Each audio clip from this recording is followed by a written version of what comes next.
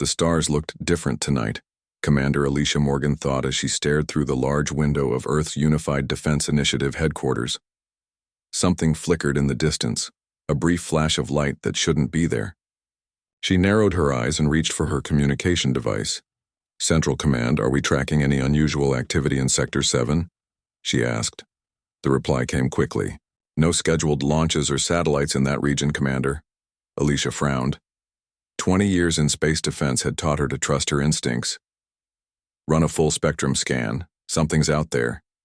Minutes later, alarms blared throughout the IA facility.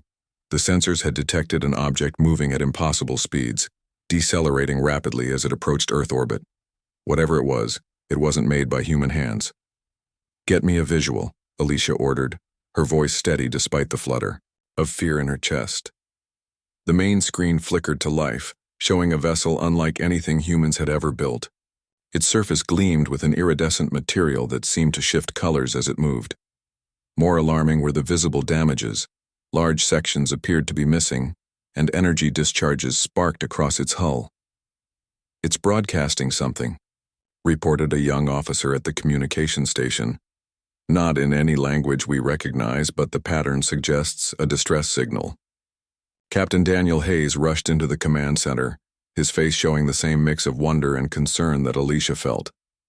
As commander of Earth's first and only faster-than-light vessel, the Horizon, he had more experience with deep space than anyone else in the room. "What do we know?" he asked, joining Alicia at the main display. "Not much. It's damaged, likely in distress, and definitely not from around here." The next few hours passed in a blur of activity. World leaders were notified, defense systems activated, and the scientific community mobilized. Dr. Olivia Grant, the leading expert in xenobiology, arrived by helicopter just as the alien vessel established a stable orbit. "I've been preparing for this day my entire career," she said, setting up her equipment. "Though I expected first contact would be on our terms, not theirs." "They're attempting communication again," the communications officer announced. "The computer is starting to decode parts of it. They're using mathematics as a foundation." Suddenly, the main screen changed. A face appeared, if it could be called a face. The being had 4 eyes arranged in a diamond pattern around a central breathing apparatus. Its skin was blue-gray and seemed to have a metallic quality to it. "People of Earth," the translation software rendered in a flat, mechanical voice. I am Ambassador Zixvar of the Galactic Council.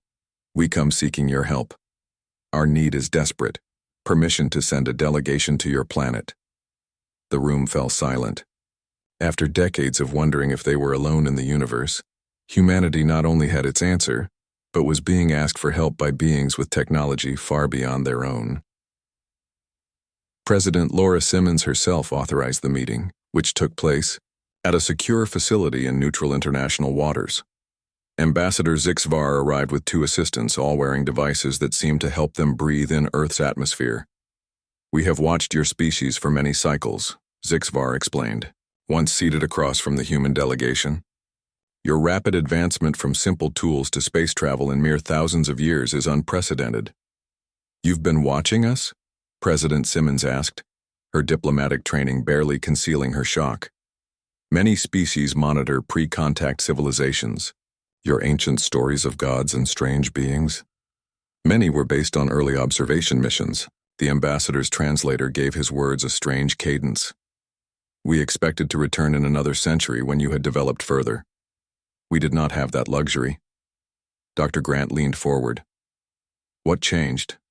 What kind of help could we possibly offer beings with your level of technology?" The ambassador's 4 eyes blinked in sequence. "We face an enemy against which technology has proven useless. We call it the Void. It began at the edge of known space, a distortion in reality that consumes everything it touches. Stars, planets, entire species, gone as if they never existed. Holograms appeared between them, showing a darkness spreading across star systems, leaving nothing behind. Our weapons pass through it. Our shields fail against it. Our greatest minds cannot comprehend its nature," Zixvar continued. "But there is hope. Ancient records speak of entities similar to the Void appearing once every 50,000 years. The last time, They were stopped by beings with neural patterns remarkably similar to humans. Captain Hayes frowned. You're saying humans fought this thing before? That's impossible. We weren't even using bronze tools 50,000 years ago. Not humans specifically, the ambassador clarified, a species with similar brain structures. They perished long ago from a natural disaster, but not before leaving records of how they defeated the void. Their minds generated interference patterns that disrupted its ability to maintain form in our dimension. Commander Morgan, who had been quietly observing, finally spoke. And you believe our minds can do the same? Our scanners detected it the moment we entered your solar system. Human brains operate on frequencies that create the same disruptive effect. In simple terms, the way you think is poison to the void. The implications hung in the air. Humanity, barely a blip in galactic civilization, potentially held the key to saving it. How long do we have? President Simmons asked. The void has consumed 37 star systems in the past year. At its current rate of expansion, it will reach the nearest human colony world in 6 months. The room erupted in confusion. We don't have colony worlds, Captain Hayes said firmly. Ambassador Zixvar tilted his head in what seemed like confusion. Our records show human genetic signatures on at least 9 worlds in neighboring systems.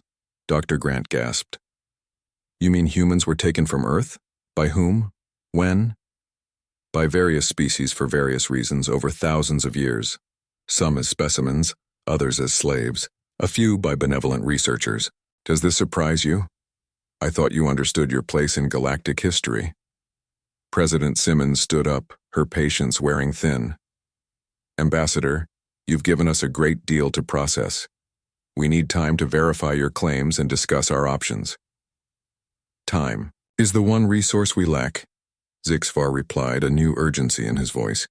But I understand. The Council requests that you send representatives to our central station to learn more.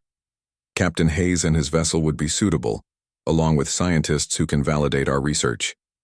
3 days later, after tense global discussions and hurried preparations, the Horizon was readied for its most important journey. Captain Hayes would command, with Dr. Grant leading a team of scientists. Commander Morgan insisted on joining as Earth's military representative. As they boarded the ship, Hayes pulled Morgan aside.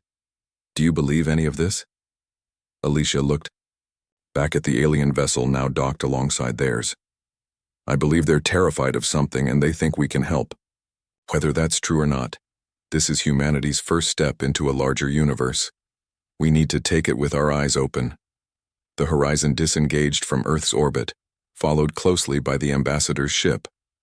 As the blue planet shrank behind them, none of the humans aboard realized they were leaving behind the comfortable isolation that had defined their species' existence. Ahead lay wonders and terrors beyond imagination, beginning with their first encounter with the Galactic Council that had desperately sought humanity's help. The journey to the Galactic Council station took 3 weeks by Earth time, though for the human crew it felt much longer. Captain Daniel Hayes spent most of his time on the bridge, watching the stars blur past at speeds his mind could barely comprehend. The alien technology attached to the Horizon's engines had transformed the modest Earth vessel into something far more capable. We're approaching the Centauri Gate, Ambassador Zixvar announced through the communication system. His ship led the way, guiding the humans through unfamiliar space. Gate? Daniel asked. You never mentioned any gates. My apologies. I forget how new you are to galactic travel. The gates form a network allowing instantaneous travel between distant regions.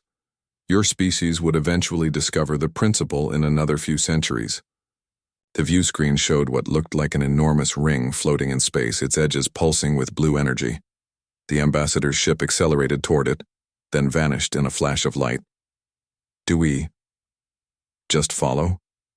Lieutenant Eric Wells asked. From the weapons station, his knuckles white as he gripped the console, Daniel took a deep breath. Those are our orders. All stations, prepare for transit. The Horizon plunged into the gate. For a split second, every human aboard felt as if they were being turned inside out. Then, just as suddenly, stars reappeared on the view screen. but not the stars they knew. "Position confirmed," said the navigation officer, her voice shaking, slightly. "We're 457 light-years from our previous location." Dr. Olivia Grant rushed onto the bridge, her face flushed with excitement. "Did we just travel through a wormhole? The readings are incredible." Before anyone could answer, the main screen filled with the most breathtaking sight any human had ever witnessed. The Galactic Council station hung against the backdrop of a binary star system, one blue giant and one yellow dwarf circling each other in an eternal dance. The station itself resembled a massive silver tree, its branches extending for miles, in every direction. "My God," Commander Alicia Morgan whispered. "It's beautiful." "Welcome to Nexus Prime," Ambassador Zixvar said, his voice carrying a hint of pride despite the translator's flat tone. "Home to representatives from over 5,000 intelligent species." The Horizon docked at one of the smaller branches, escorted by sleek patrol vessels. As the humans prepared to disembark, Dr. Grant gathered her team for a final briefing. "Remember," she said, adjusting the environmental monitors on her wrist, "we're not just explorers or diplomats. We're here to determine if what they've told us about this void is true, and if humans really can help stop it." The airlock cycled open, revealing a delegation of beings so diverse that the humans momentarily froze in place. Creatures with tentacles, multiple limbs, exoskeletons, and body shapes that defied easy description stood in a semicircle, watching the humans with equally curious eyes, or whatever sensory organs they possessed. At the front stood a tall, reptilian figure with crimson scales and 4 arms, each ending in clawed hands. "I am High Admiral Krelthas," it said through a translator device on its chest. "Military Commander of Council Forces. Your arrival is most welcome." Daniel stepped forward. "Captain Daniel Hayes of Earth. We're honored to be here, Admiral." "Follow me," Krelthas said. "The Council awaits." They walked through corridors that seemed to shift and change colors as they passed. Other aliens stopped to stare at the humans, some with obvious curiosity, others with what looked like disdain or even fear. "Why are they looking at us like that?" Eric Wells whispered to Commander Morgan. "Wouldn't you stare if beings from another world walked into your local grocery store?" she replied, though she too felt uncomfortable under the alien gazes. The council chamber was a vast amphitheater with hundreds of different sections, each designed to accommodate the physical needs of different species. At the center stood a holographic projection of what appeared to be a galaxy, but with several regions covered in darkness. "The areas consumed by the void," Krelthas explained, gesturing toward the black patches. 37 star systems. Gone. A slender, ghost-pale alien approached the humans. Its body seemed almost translucent, with organs faintly visible beneath its skin. "I am Venra, Chief Scientist of the Biological Research Division," it said. "I must examine you immediately." Dr. Grant stepped forward. "I'm Dr. Olivia Grant, lead xenobiologist from Earth. We were told you believe human brainwave patterns can disrupt this void entity." "Believe?" Venra made a sound that might have been a scoff. "We have evidence. Come." The scientific team followed Venra to a laboratory filled with equipment both recognizable and completely alien. Within hours, the humans were connected to scanning devices that mapped their neural activity in real time. "Fascinating," Venra said, studying the results. "Your brains generate cascade patterns in the theta-gamma frequencies that create quantum interference, exactly as the ancient text described." Eric Wells, who had volunteered as one of the test subjects, pulled the sensors from his forehead. "So what does that mean in plain English?" "It means," said a deep voice from the doorway, "that your primitive minds think in ways that hurt the void." A massive being entered the lab, at least 8 feet tall with skin like polished granite. "Council Elder Vexnor," Venra said, bowing slightly. "I did not expect your presence. These are the first humans to visit Nexus Prime in over 3,000 years. The elder said. "Of course I came to see them." Alicia Morgan stepped forward. 3,000 years? But we've only achieved spaceflight in the last century. Elder Vexnor made a rumbling sound that might have been laughter. Your current civilization has, yes, but humans have been taken from Earth many times throughout your history. Some of your ancient myths about gods abducting mortals, not entirely myths. While the scientists continued their tests, Captain Hayes and Commander Morgan were escorted to a secure military section of the station. There, Admiral Krelthas showed them recordings of the Void's attacks.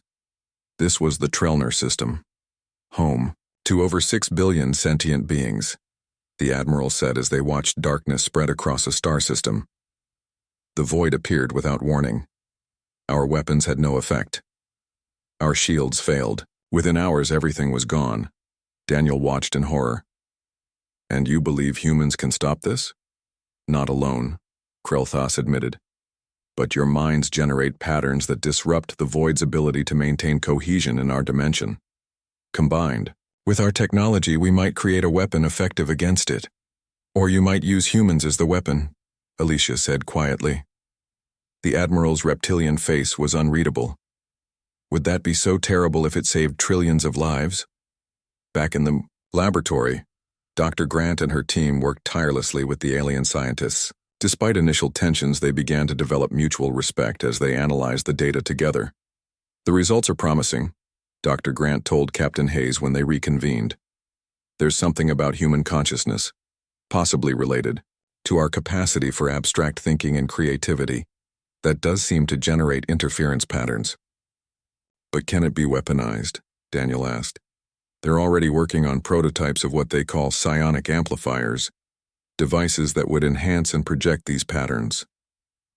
That night, as the Earth team rested in their assigned quarters, alarms suddenly blared throughout the station. The humans rushed to the main observation deck where they joined crowds of aliens staring out at space.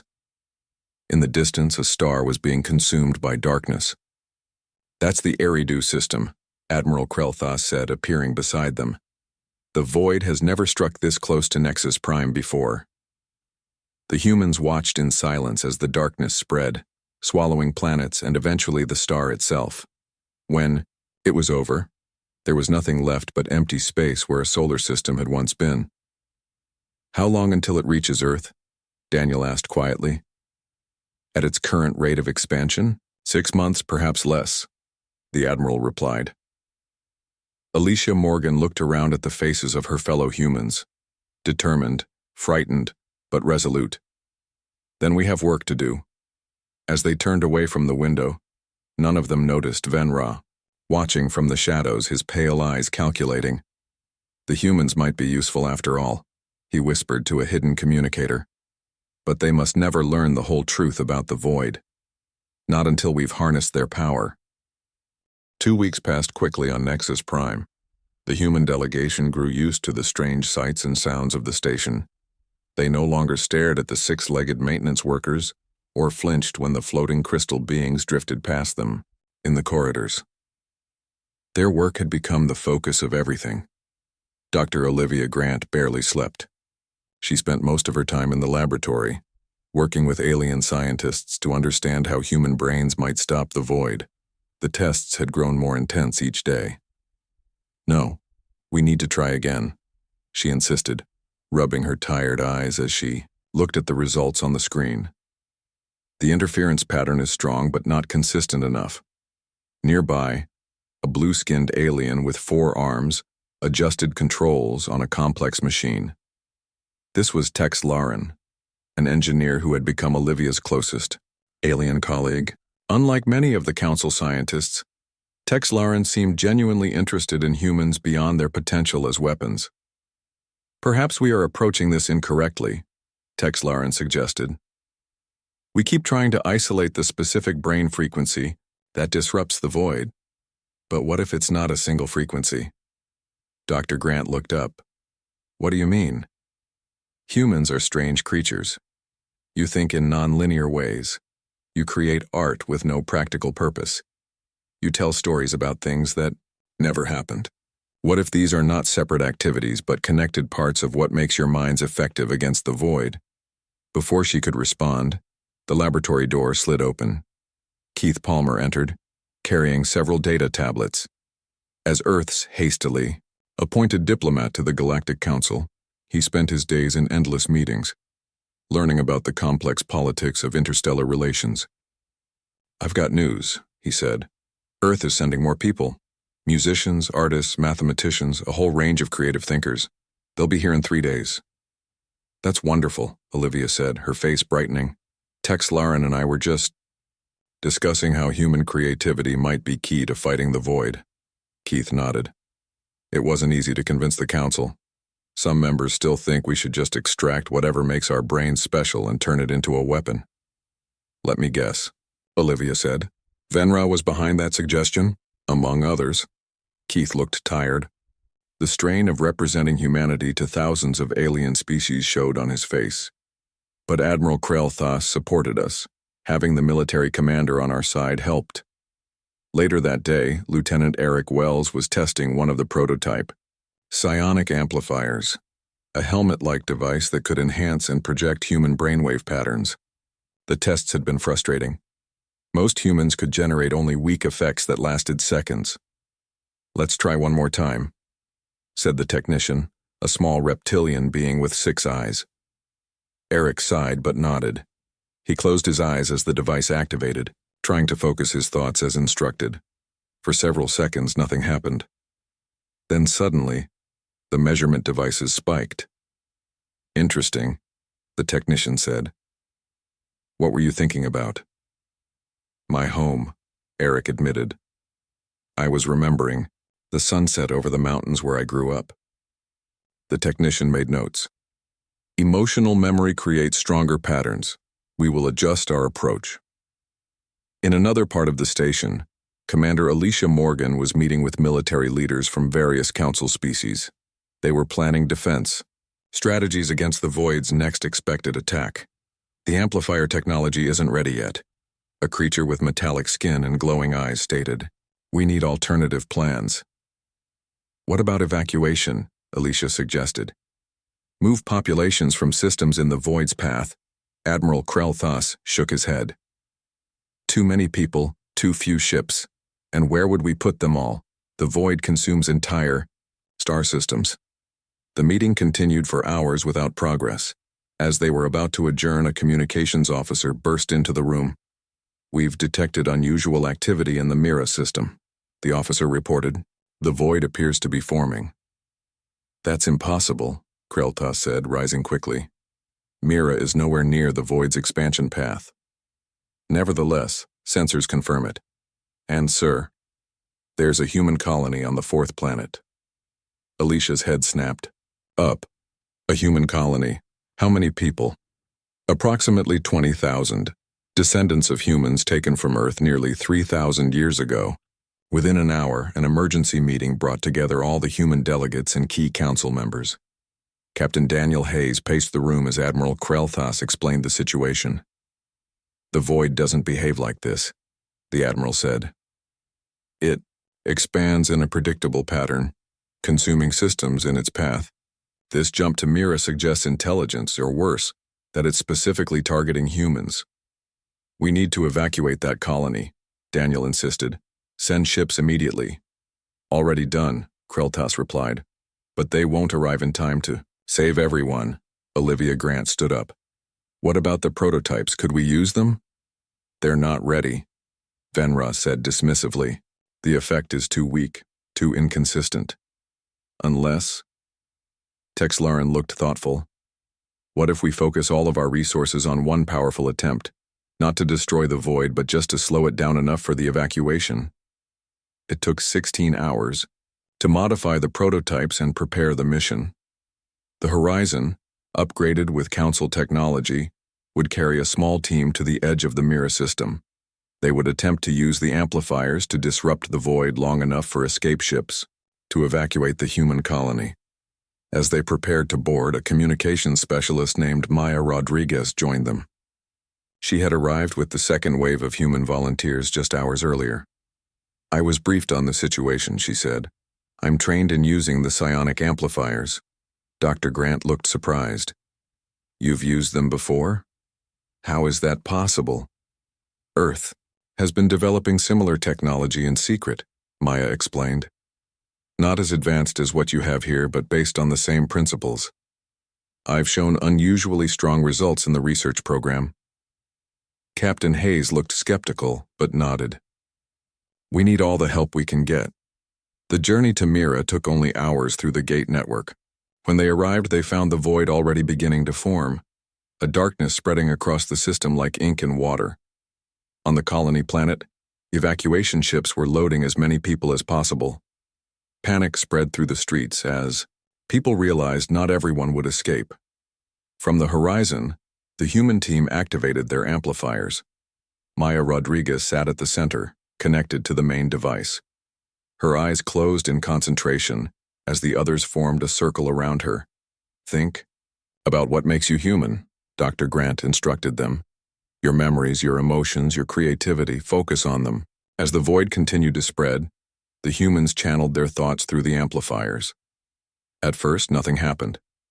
Then, where the energy beam from the ship met the darkness, the void seemed to hesitate.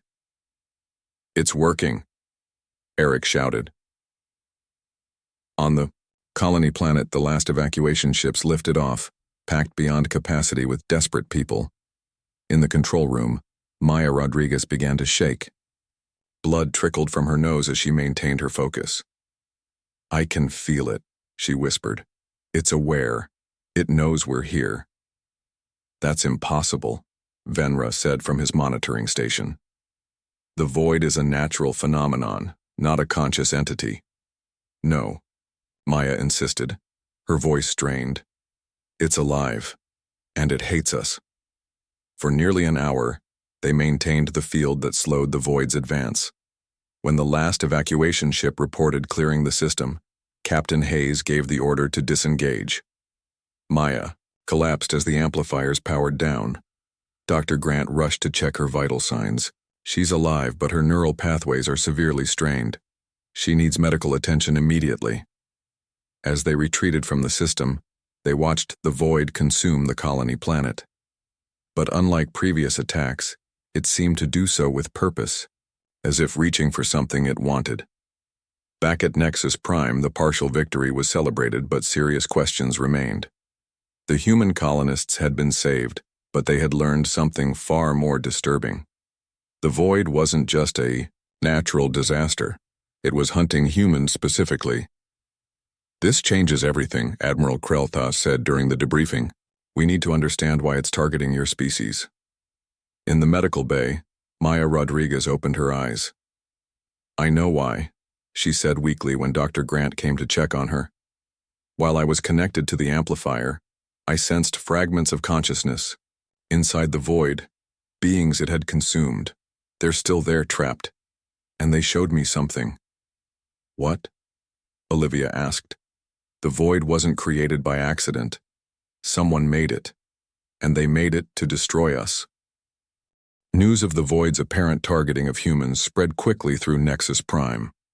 The rescued colonists from Mira became the center of attention, their stories and genetic samples equally valuable to Council scientists. Meanwhile, Earth's leadership responded to the crisis by mobilizing resources on an unprecedented scale. Admiral Jason Beck arrived at Nexus Prime, commanding a fleet of 12 newly constructed vessels. Though primitive by Council standards, each ship carried human crews specially selected for their creative and mental abilities. The ships also featured integrated psionic amplifiers based on the prototypes tested at Mira.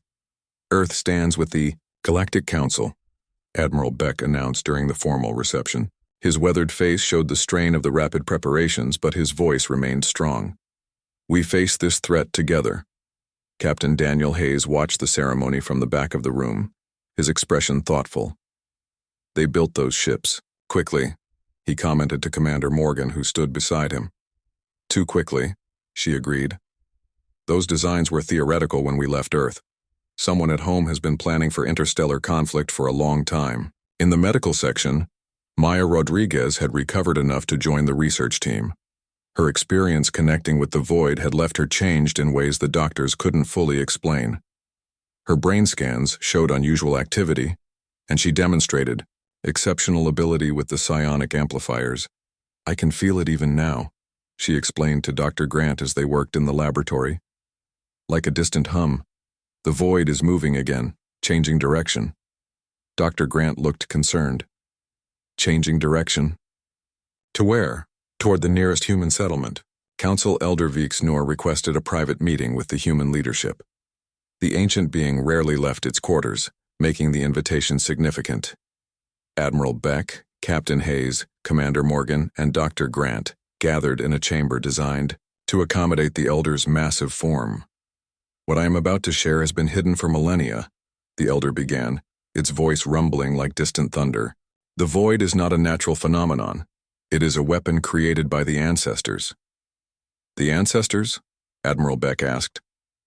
The first advanced civilization in our galaxy.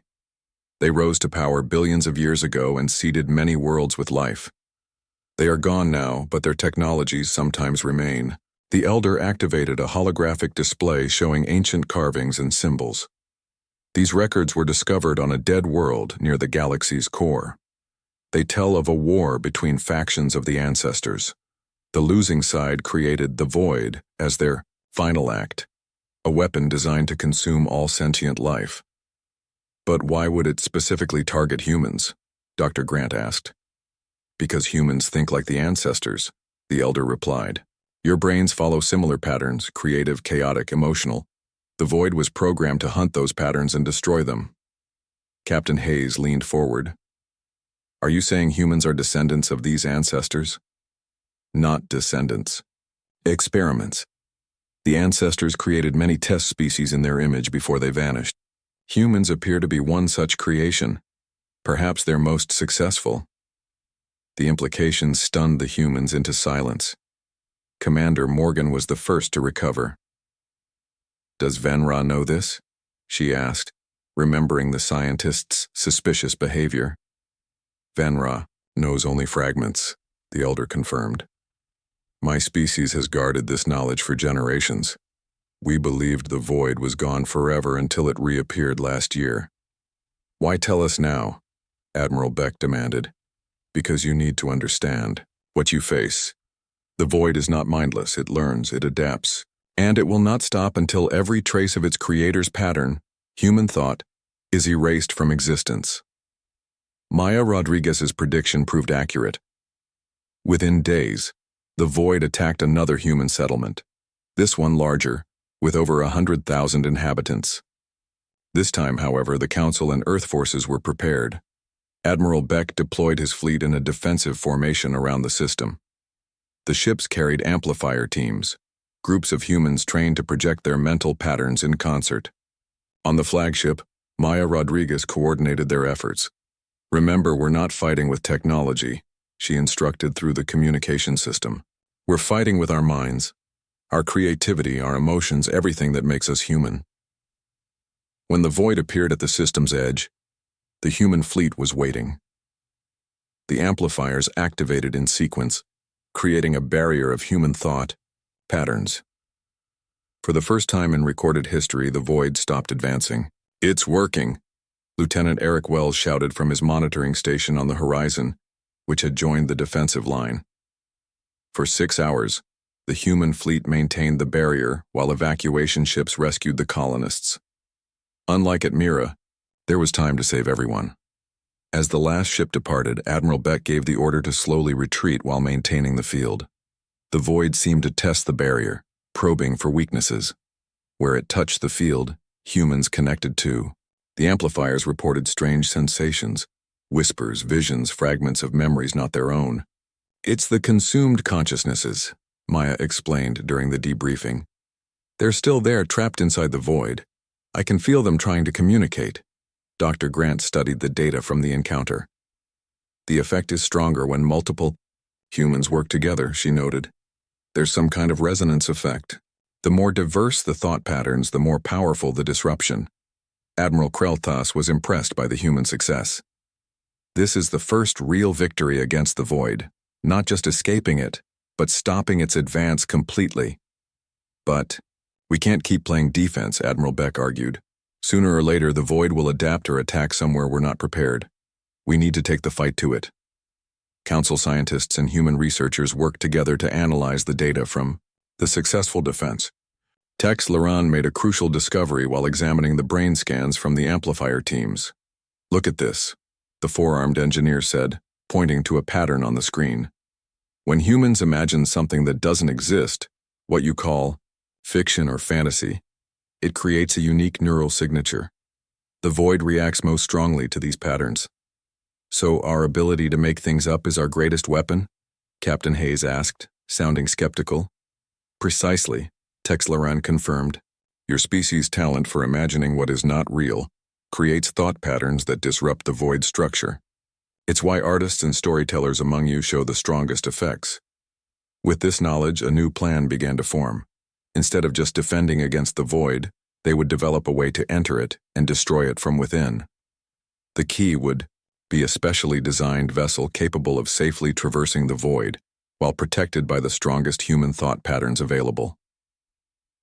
As preparations began, Elder Vixnor summoned Maya Rodriguez for a private meeting. The ancient being studied her silently for several minutes before speaking.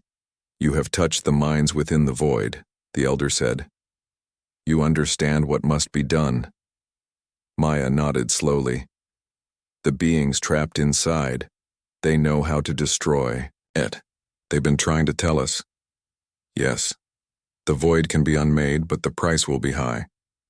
The elder's massive stone-like face showed what might have been sadness. Are humans prepared to pay it? Do we have a choice? Maya asked.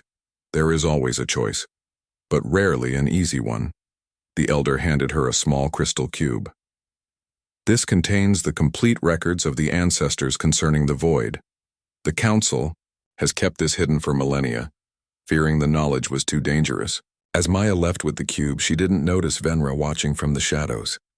The pale scientist's eyes narrowed as he activated a hidden communicator.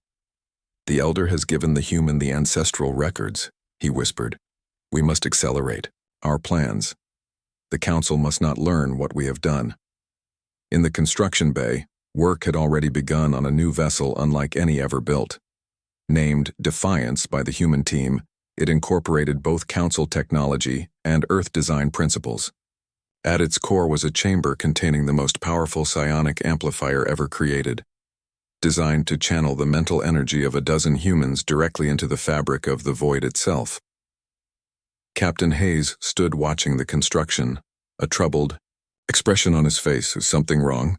Commander Morgan asked, joining him. Just thinking about what we're about to attempt, he replied. We're literally planning to dive into the abyss.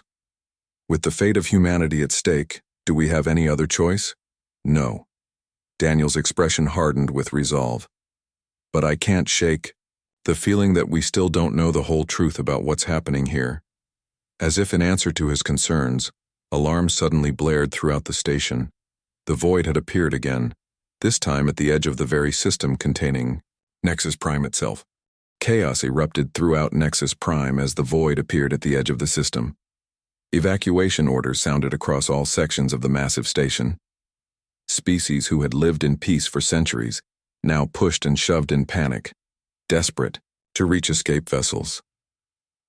This is no coincidence, Captain Daniel Hayes said grimly as he watched the emergency unfold from the command center. The void is hunting us specifically. The Defiance isn't ready, Admiral Beck reported, his face tight with concern. We need at least 12 more hours to complete the final systems. We don't have 12 hours, Commander Morgan replied, pointing to the display that showed the void expanding steadily toward the station. Dr. Olivia Grant rushed into the command center, slightly out of breath. We found something in the ancestral records. Maya has been studying them non-stop since Elder Vixnor gave her the cube. What is it? Daniel asked. The void isn't just a weapon, it's a prison. The losing faction of the ancestors were trapped inside it, and they've been conscious all this time for billions of years. The implications silenced everyone in the room. Admiral Krelthas was the first to recover. Are you suggesting we should free them? No, Maya Rodriguez said, entering behind Dr. Grant. Her eyes looked sunken from lack of sleep, but they burned with determination. They don't want freedom. After eons of imprisonment, they've become something else, something consumed by hatred. They want revenge against all life. Then what do we do? Lieutenant Eric Wells asked. We finish what the ancestors started, Maya said firmly. We complete the prison and seal it forever. The plan came together quickly. The Defiance would launch immediately, even in its unfinished state. A team of volunteers would enter the void, locate its central control mechanism, and activate a permanent seal using the full power of their combined mental energy. It's a one-way trip, Admiral Beck warned as they prepared. Even if you succeed, there's no guarantee you'll find your way back. We understand the risks, Captain Hayes replied. He had insisted on commanding the mission himself. The volunteer crew assembled quickly. Captain Hayes, Commander Morgan, Lieutenant Wells, Dr. Grant, Maya Rodriguez, and 7 others, artists, musicians, mathematicians, and writers, selected for their exceptional creative abilities. Each person brought a unique mental pattern that, combined with the others, created the most powerful interference field possible. The Defiance detached from the station just as the first tendrils of the void reached the outermost defensive perimeters. Council ships and Earth vessels formed a protective ring, buying time for the mission to proceed. Inside the Defiance, the crew strapped themselves into the central chamber. At its heart stood a crystal structure that connected their minds directly to the ship's amplifier systems. Remember your training, Maya instructed as they activated the neural links. Focus on what makes you human. Your memories, your hopes, your imagination. Let it flow through you. Captain Hayes gave the final order. Take us in. The Defiance accelerated directly toward the void's center. For a moment, the darkness seemed to recoil from the ship's approach. Then, with a sensation that none of the crew would ever be able to properly describe, they passed through the boundary. Reality distorted around them. The ship's sensors failed immediately. Outside the viewports, impossible colors swirled in patterns that hurt the eyes. Whispers filled their minds, voices speaking in languages lost for billions of years. Stay focused, Commander Morgan shouted as several crew members began to scream. Remember who you are. Through the chaos, Maya guided them. Somehow she could sense a path through the void following traces of the consciousnesses trapped within. This way, she directed. The control center should be ahead. What felt like hours passed as they pushed deeper. The ship groaned under stresses it was never designed to withstand. Emergency systems failed one by one. The air grew thin and cold. Finally, they reached what appeared to be the center, a pulsing structure that defied physical laws, simultaneously enormous and microscopic, ancient and newly formed. That's it, Maya whispered, her eyes wide. The prison core. The ancestors built it to contain their enemies, but it was never properly sealed. As they approached, a figure materialized before them, humanoid but constantly shifting, as if unable to decide on a single form. You should not be here, it said, its voice bypassing their ears to speak directly into their minds. This domain is ours now. Who are you? Daniel demanded. We were the first to dream in this galaxy, the entity replied. The first to create, to build, to reach beyond. And when our children sought to replace us, we created this place to preserve ourselves. You're one of the ancestors, Dr. Grant realized. We are what remains, neither alive nor dead. And now we take what is ours, the universe, purged of all lesser beings. The entity gestured, and several crew members collapsed in pain. Lieutenant, Wells cried out as blood poured from his nose and eyes. Now! Maya shouted. Everyone concentrate. Project your thoughts through the amplifier. The humans joined minds through the crystal structure, focusing every ounce of their creativity, their emotions, their very humanity into a single purpose. The ship's systems channeled this mental energy, magnifying it 1,000-fold. The entity screamed, a sound that existed in multiple dimensions at once. What are you doing? You cannot. You are nothing. Experiments. Failed copies. We're human, Commander Morgan said through gritted teeth, and we decide our own fate. The combined mental energy of the crew struck the prison core. For a moment, nothing happened. Then cracks appeared in reality itself, spreading outward from the point of impact. It's working, Dr. Grant shouted. The core is resetting. Maya pushed herself from her seat, blood streaming from her nose as she approached the crystal amplifier. "Not enough," she gasped. "Need more power." Before anyone could stop her, she placed both hands directly on the crystal's surface. Energy coursed through her body as she channeled her consciousness directly into the core. Her eyes glowed with impossible light as she spoke one last time. "I can feel them all. Every being. The void has consumed. They're helping us. They want this to end." Maya's body began to dissolve, becoming pure energy that flowed into the amplifier. Captain Hayes tried to reach her, but Commander Morgan held him back. "She's made her choice," Alicia said softly. "Honor it." The prison core pulsed once, twice, then began to contract. The entity that had confronted them howled in rage as it was pulled back toward the center. Throughout the void, similar cries echoed as the ancient consciousnesses were drawn inward, compressed into a space from which nothing could escape. "The ship can't take much more," Lieutenant Wells warned as systems failed catastrophically around them. "We need to get out now." Captain Hayes stared at the spot where Maya had stood. Then he straightened his shoulders and returned to the command chair. "Everyone hold on. We're riding the shockwave out." The Defiance turned and accelerated away from the collapsing core, barely staying ahead of the implosion that followed. Reality warped and twisted around them as the void folded in upon itself, shrinking from a vast cosmic threat to a singularity smaller than an atom. Then, with a final pulse of energy that the Council would detect in the furthest reaches of the galaxy, the void disappeared completely. The Defiance emerged into normal space, severely damaged but intact. Of the 13 crew members who had entered the void, 9 still lived. They watched in silence as Council ships approached to retrieve them. 3 months later, a formal ceremony was held on Earth. Representatives from over 2,000 alien species attended, the largest gathering of extraterrestrial beings in human history. The survivors of the Defiance stood on a stage as Admiral Krelthas addressed the assembled crowd. For countless generations, the Galactic Council has guided the development of civilization throughout our galaxy. Today, we recognize that we have much to learn from our newest members.